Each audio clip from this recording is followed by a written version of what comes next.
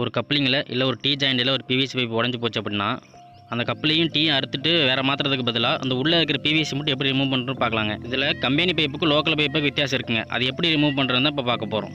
Company pipe இருந்தால் ஒரு ஆசைப்பேட் ஒன்று எடுத்து இந்த உள்ளே இருக்க பிவிசி லைட்டாக ஒரு கோடு மாதிரி அறுத்து விட்டுட்டு ஒரு சின்ன திருப்பலி மாதிரி வச்சு தட்டி விட்டு ஒரு கட்டிங் பிளேட் வச்சு இழுத்திங்கன்னா ஆட்டோமேட்டிக்காக வந்துடுங்க.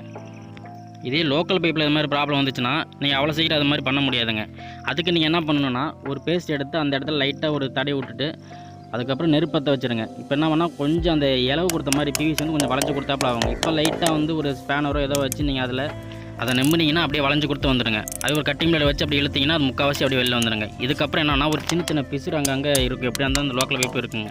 அது மாதிரி ஒரு சின்ன திருப்பிலே வச்சு அந்த பிசுருக்கு நேர் இருக்கிற இடத்துல அப்படி சின்ன சின்ன தட்டி தட்டி விட்டிங்கன்னா அதில் 1-2 இருக்கிற பிசுருமே வெளியில் வந்துடுங்க. இந்த ஐடியா நிறைய பேருக்கு தெரிஞ்சிருக்கலாங்க. ஆனால் தெரியாதவங்களுக்கு கண்டிப்பாக இது யூஸ் ஆகுங்க. இந்த வீடியோ பிடிச்சிருந்தா லைக் பண்ணிவிட்டு மறக்காம நம்ம சேனலை சப்ஸ்கிரைப் பண்ணி வச்சுங்க. தேங்க்யூ.